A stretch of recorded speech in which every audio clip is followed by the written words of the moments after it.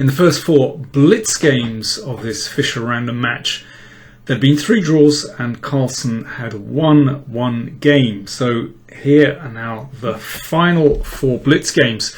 So Nakamura fighting hard to try to get back into the match. So okay, here's the starting lineup of the next pair of games. Carlsen opened with g3, so he's very naturally wants to bring this bishop into the game, and also, one never knows, this queen as well has a little bit of a window on the game. f5 from Nakamura. He does like to advance his f-pawn, we've seen that already, and Carlsen does the same. And g6. So symmetrical at the moment.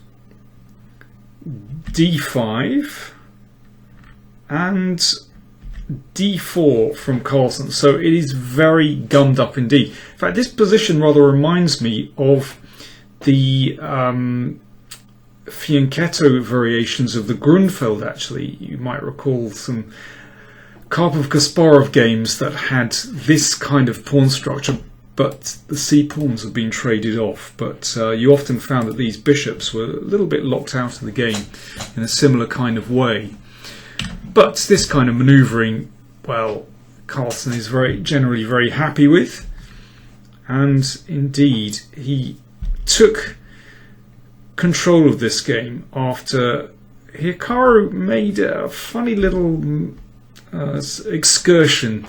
Well, we'll see in a second. So at the moment, everything pretty normal. Bishop f2 and then bishop e1. That bishop is the problem piece. Wants to come out on this diagonal. That's the point of this little maneuver. And now here's what I mean. This is a little bit odd. Knight g4, hitting both pawns, but of course that can be coped with very easily. Queen e2, and then Nakamura played queen h6, which forces this pawn to move, but now the queen and the knight really don't achieve much at all on these squares. So in fact, Nakamura just came back. So was it really worth spending so much time just to force this pawn forward? Because I mean, this g pawn can be defended very, very easily. But, well, once again, we had Nakamura playing his moves very, very quickly, and Carlsen behind on the clock. However, with the superior position, there's no doubt about it. And this bishop comes into the game, controlling 2 useful squares. So at the moment, well, Carlsen is definitely doing better. He's simply ahead in development, actually, really. Okay, that bishop was exchanged off, and the knight came to this very nice post on c5. Of course, b6 simply isn't possible because the c-pawn will be on prise, not to mention the potential queen a6 check afterwards. So Hikaru decided to evacuate his king. There we go. We're going to do another action replay. Here we go. That was the position, and he brings his king to safety on the kingside castling. That's just mad. Well, the king probably had to get out, but still not very safe on the kingside because Carlsen has a really nice initiative here. These pawns are beautiful. And, well, these pieces, the queen just very oddly placed. And the knight came into c5. And now a4. So, I mean, these pieces are doing fine. And now Carlsen decides to bring this rook potentially into the game. He can still potentially castle queenside, but he's looking perhaps to bring that rook into the game somehow.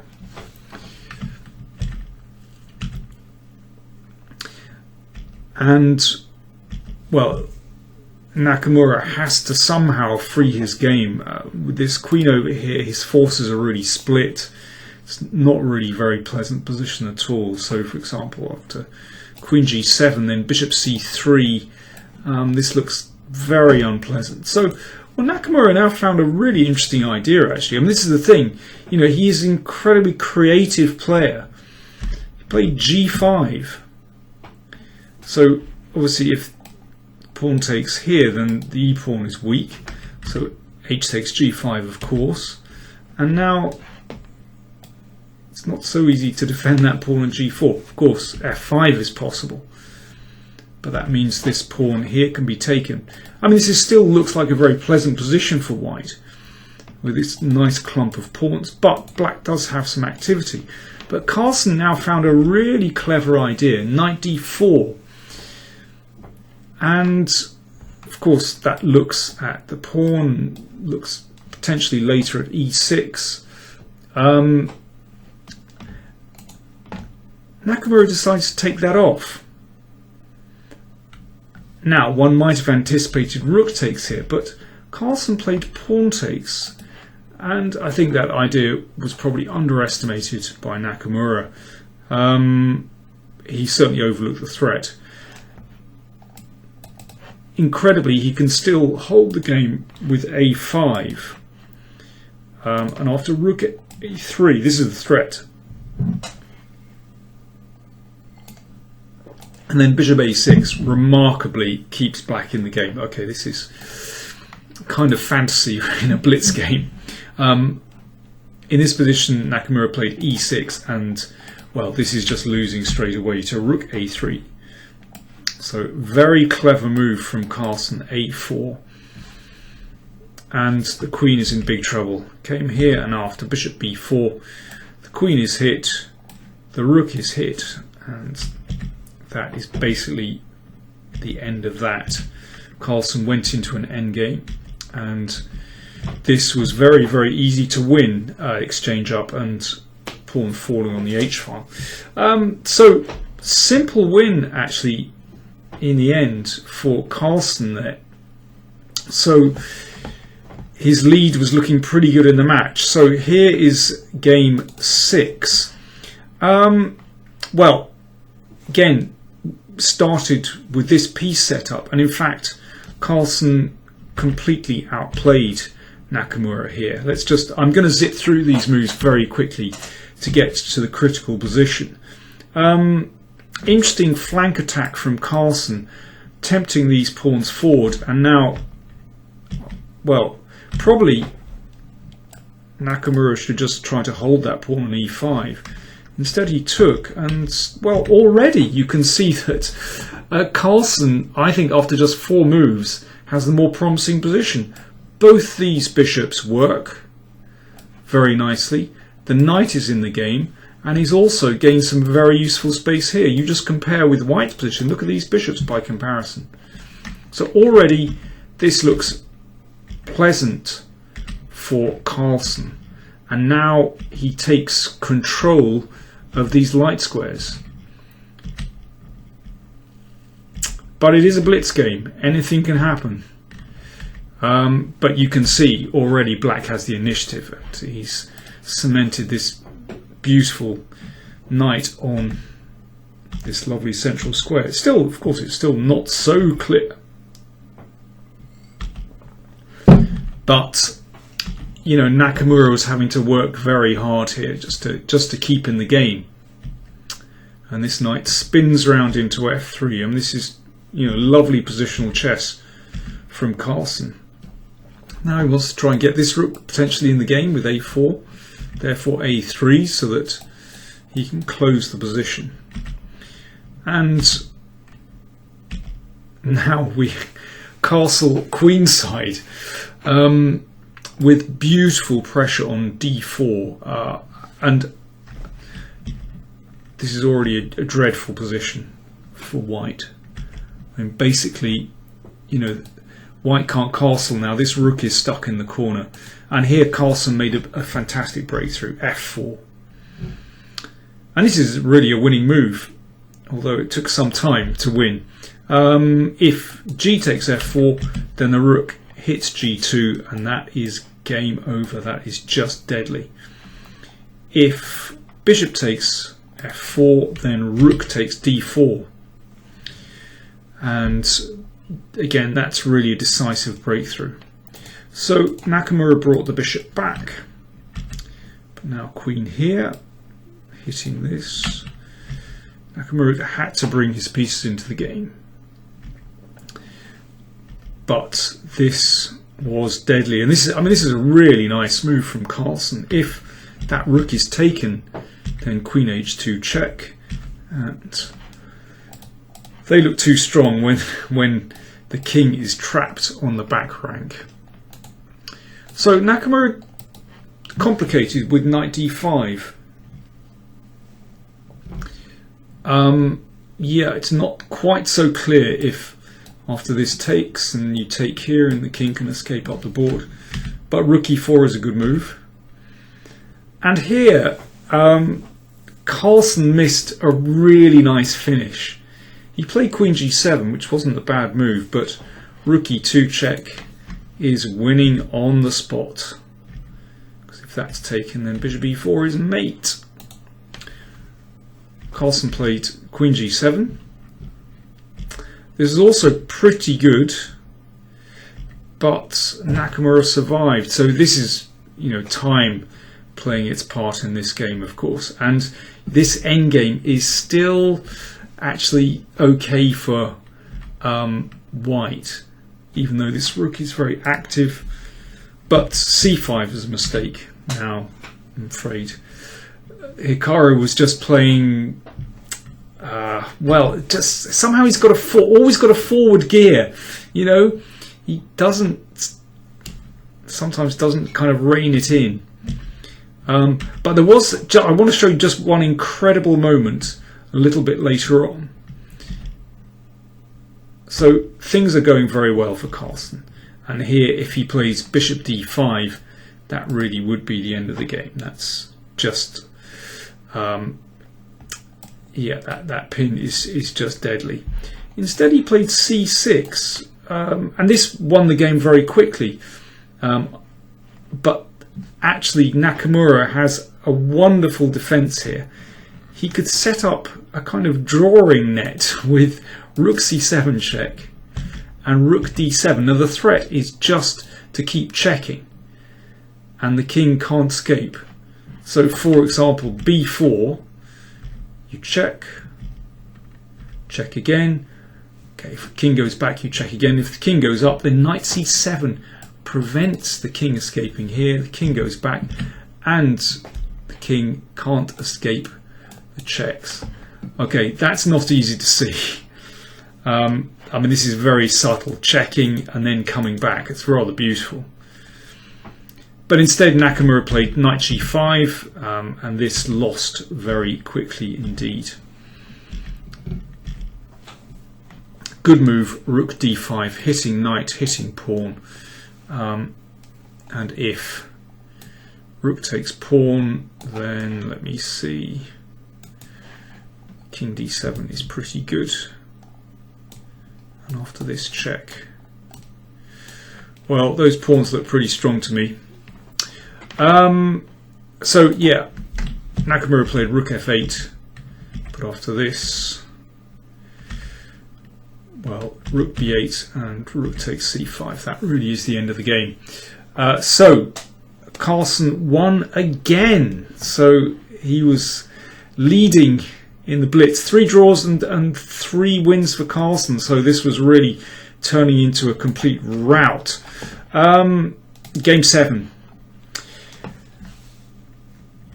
It looked like Nakamura was just going for broke in this game. The way he played was quite extraordinary. Let's have a look at this. So first of all, he's played a gambit. That's the first pawn, except Carlsen doesn't take it. But now after f4, he does take it. Carlsen protects it, and well, yeah, here he just charges on again. So Nakamura is just, he's in Red Bull mode, straight ahead. Carlsen took, and knight d5 and knight e4. So that was a point of pushing to e5. So this knight has a nice square, and looks at this pawn looks at d6, So, interesting stuff. And now again, boom, straight ahead, e6. So after this, queen g3. Now this is a nice idea. So checking the king. Now Carlsen doesn't really want to go back with a knight. Then the bishop would come into the game. Whoops, this bishop goes to f4. I've misfired. Looks very dangerous. So Carlsen played king c8, but that means, of course, having moved the king, he cannot now castle. So that's already quite tricky. But Carlsen is 2 pawns up. So is it worth it for Nakamura to do this? He's got a fine initiative, though. Now, he took on h7 and just came back again. So he's got 1 pawn back and very active pieces still, and the king can't castle. So Carlsen trading pieces, still with a pawn advantage. Queen a3, this is wacky stuff. Queen sliding all over the place. So Hikaru being really inventive here. c4 from Carlsen almost reminds me of one of their earlier games in the long rapid, actually. Knight e6 and bishop g4. This is very dangerous indeed. Really dangerous. So Carlsen in a spot of trouble. Should have played queen d6 here. And he's still in the game. He's still probably okay. Instead, he played rook d6. Bishop g5. Bishop flying into the game. But this isn't just about activating this bishop. Watch what happens next. Carlsen played c3, which looks incredibly strong until you realise that Nakamura can still castle queenside. And, well, to my eyes, I was watching the players. To my eyes, I think Carlsen overlooked the fact that white can castle kingside here. And that means, well, white has a deadly initiative here because his rooks are connected. The king can't castle. Black's rooks are split, and in combination with these wonderful bishops, Black is in desperate trouble here. And indeed, well, this was a long game, but basically very quickly Nakamura won a pawn. So Carlsen at least managing to get this rook into play and managing to protect that pawn, but white's pieces are so much better coordinated than Black's. And well, after this, Nakamura was a pawn up, fine pieces, and well, eventually he managed to win this game. I'm going to show you the final position here. That extra pawn told on the king side, so this one is protected. This one is going to go through with the support of king and rook. So Hikaru got one game back. The final game wasn't too interesting, I have to say. I'm going to show you the final position. Magnus had a positional advantage, but didn't make anything of it. And here, well, Black is tied to the defence of that pawn, but white can't make any progress either. So that was the final game, and well, the final result in the Blitz: 3 wins for Carlsen, 1 win for Nakamura, and 4 draws. After the match was over, Hikaru Nakamura said he felt this match was a step in the right direction, and what he liked about the match was that there were simply more decisive games, and that's a good thing. Well, yeah, I agree with him. Good to see lots of decisive games. Carlsen said it's been a success in the sense that the games were interesting. But he felt as though, even though he won the match, he felt he could have done better. And I agree, actually, with the number of really promising positions he had. I think Carlsen definitely should have done better. I think he lost his concentration. Obviously, there was a disaster in the rook and bishop versus rook game. I think tiredness told. He was asked if he would ever play a world championship match with Fischer Random Chess, and he said, well, if there comes a time, sure, he'd be interested. But he said, but now I'm looking forward to getting back to regular chess. And I kind of feel the same. I think it's been a really promising experiment.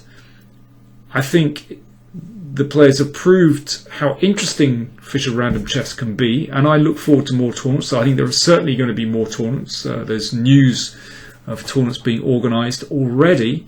But yes, I'm looking forward to getting back to regular classical chess.